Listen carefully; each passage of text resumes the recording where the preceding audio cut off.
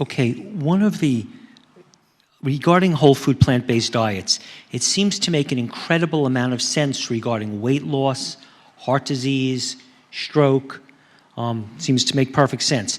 But the question of blood sugar or type 2 diabetes seems a little less clear because fruit and lots of beans and whole grains and sweet potatoes does seem like it could raise and does raise your blood sugar.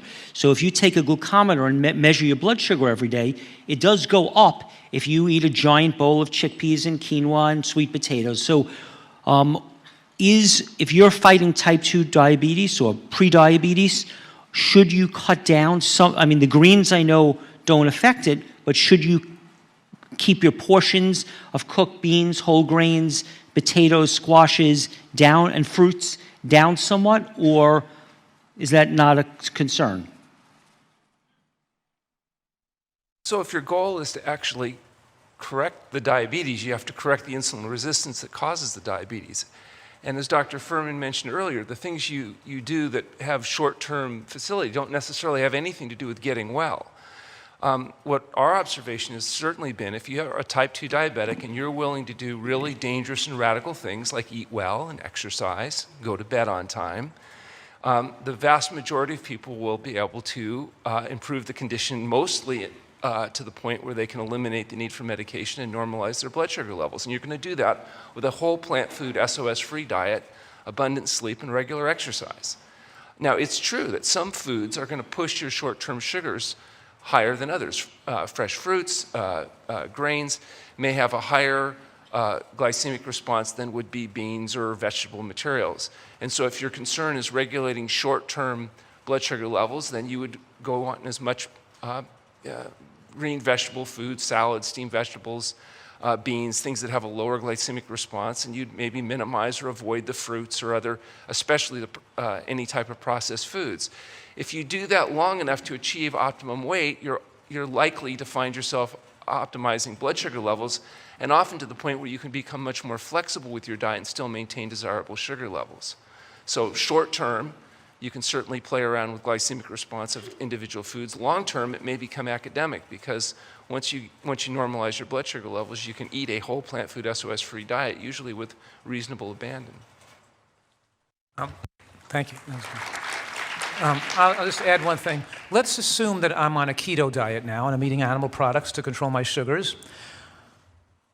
But because I'm not eating much fruit or grains in the diet and I'm eating mostly meat or things that don't have glucose in them, well, the saturated fat and the high exposure to the hormones from animal products deforms the insulin receptors. And actually, they're called cavelins and cavins, which are the spaces in the cells that house the insulin receptor, and they change in shape when the membrane of the cell when the fat in this cell membrane gets more saturated from animal product consumption. So now when this person on a keto diet is controlling their sugars from avoiding animal products, they've made their body more insulin resistant, and now if they have a piece of fruit, they're going to spike their sugar way up through the roof. Or if they have a piece of butternut squash or something, they'll have a high glucose, and they'll say, look, told you, when I have those foods, my sugar goes through the roof. Yeah, but you're eating all this saturated fat on your diet, so you ruin your cell membranes, and you've ruined your insulin receptors. So what we're talking here is restoring integrity to the cell membranes, to the insulin receptors, and to immune function, T cell function. In other words, the body works as a unit. And diabetes is a disease of inflammation, of insulin resistance, of extra body fat, of lack of phytonutrients. So there's a whole bunch of factors involved. And we've found that utilizing this plant-based approach that is also glycemically favorable, we're not feeding people processed foods and white flour and white rice and things like that. And also, we're keeping the oils we use, I should have said that wrong. The fats we use contain full fiber with them, so the fats are absorbing into the bloodstream very slowly. When you put oils in the diet, the fats get absorbed very rapidly in the bloodstream. And then the fat interferes with insulin, makes you more insulin resistant at the same time. So the fact that the diet is oil-free, high in fiber, and we're burning the calories we're burning the calories off for our basic metabolic needs, we're not storing them as fat, which changes the metabolic processes of the body. Let me give you an example. I tell people who come to my clinic that when they're on the program and they're overweight, if they're not losing 2 pounds a week, if they're more than 30 pounds overweight, that is, then they're not on the program. Because a person that's overweight has extra cytokines and lipokines being eliminated from the fat supply, they've got insulin resistance. But we see, even if the person is still overweight, if they're following the diet carefully and they're dropping weight, their insulin resistance comes down while they're still overweight. Their amount of estrogen production comes down while they're still overweight.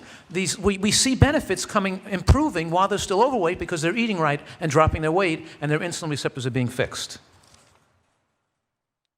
Oh, thank you.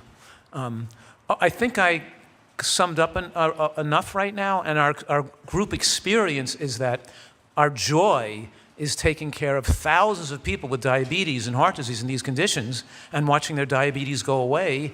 And the skills we've developed as physicians is knowing how much to cut back on the insulin needs of a type 1 when they switch this way of eating. How fast should we take the medications off? Which medications come off first? That's the specialty over the last 3 decades that we've developed to be able to know predictively how much the person is going to improve from the diets that we prescribe, and the effects that we see in practice are incredibly rewarding and miraculous for both the patient and the doctor, and that's why we're so thrilled and excited about what we do.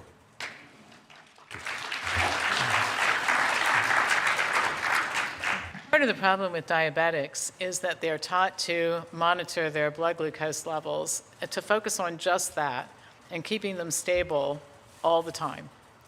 And it doesn't matter what strategy they use to get there. It can be drugs. And of course, what you pointed out is really true. A lot of these people coming off of keto and paleo diets, their glucose levels are going to be all over the place. And sometimes that's the price you have to pay until the body learns how to regulate itself differently. So this is a very scary thing for a type 2 diabetic, for example, who starts eating a whole foods plant-based diet with butternut squash and bananas and other foods. And first of all, coming off of a keto diet or a paleo diet, they love this. I've had people hug me in the office. You mean I can have fruit and I can have potatoes? And yes, you can. But the thing you have to keep talking to them about is not being so concerned at their varying glucose levels, because their body's going to take some time to learn how to regulate itself. So the choices are, like Dr. Goldhammer said, you take a walk on the wild side and eat good food and sleep and drink water and exercise, and things are going to be unpredictable for a while. But at the end, you're going to reach a point where if you're a type 2 diabetic, you're probably going to be a former type 2 diabetic, or you continue this moment-to-moment, hour-to-hour, tightly controlled regulation, which causes you to make very bad decisions about drugs and food choices for a momentary feeling of peace and calm. That's really very disingenuous, because if you look at the long-term results for people who manage their diabetic condition this way, in the long term it's horrible. People who take drugs as their doctors prescribe will continue to gain weight, their diabetes will continue to progress, and they will almost all end up insulin dependent if they live long enough in this way. So it is unpredictable, it's scary for them, but it's the better choice in my opinion, although everybody has to make their own choice about it.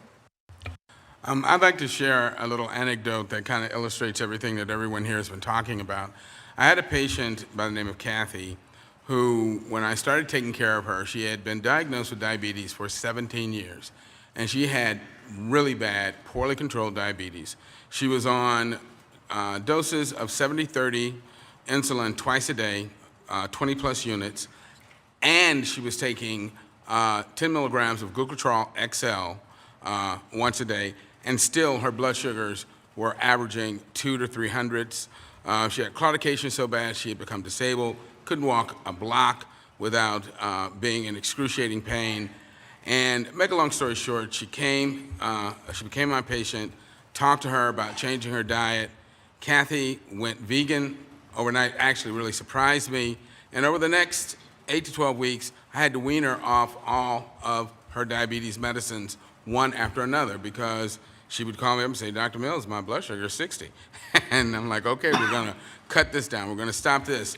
But the one thing I kept telling her was that I wanted her to eat this whole food, plant-based diet, and I said, I want you to eat fresh fruit. And she would say, no, because it's going to make my blood sugar spike. Because that's what she had been told her entire life as a diabetic. And I kept saying, no, Kathy, I want you to get those antioxidants. I want you to eat some fresh fruit. So we went back and forth, and finally, she got angry at me. And so she decided that she was going to eat some strawberries to make her blood sugar go up, to prove to me that she couldn't eat fruit, to get me off her back. And she called me one night. She was so excited, she was almost in tears. She's like, Dr. Mills, I had a bowl of strawberries and my sugar didn't spike.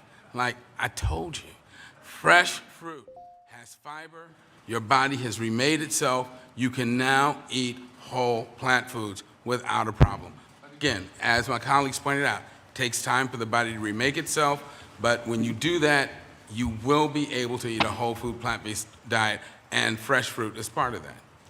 So, a couple months ago, I went to Texas to give a presentation at a continuing med ed seminar for one of the medical schools there, and it was 250 physicians that treat diabetic patients, and they're serving, the pulled pork sandwiches and the chocolate cake. Had trouble. There really wasn't anything to eat except the table decoration. But anyway, I did my presentation, and a number of doctors came up to me afterwards, and one of them I remember saying, I've been in practice 25 years. I've never had a diabetic get well. So he's telling me his entire practice career, he's never actually seen a diabetic normalize their blood sugar levels. And so he was just absolutely amazed the idea that could actually happen.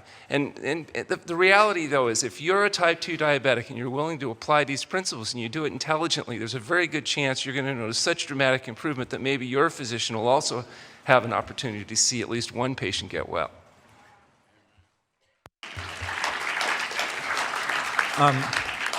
What's been really rewarding for me is that a lot of endocrinologists and diabetologists order my book, The End of Diabetes. They buy them in bulk for their practices, and they give them away to their patients with diabetes. So it's just really been, so that's been somewhat very rewarding to see doctors utilizing that, so it's cool. But so what I'm also seeing is that there are more doctors in the last 5 years across the country that are in agreement in utilizing these techniques more than ever before. So in the real world, in your practices, you see real patients who have obesity, diabetes,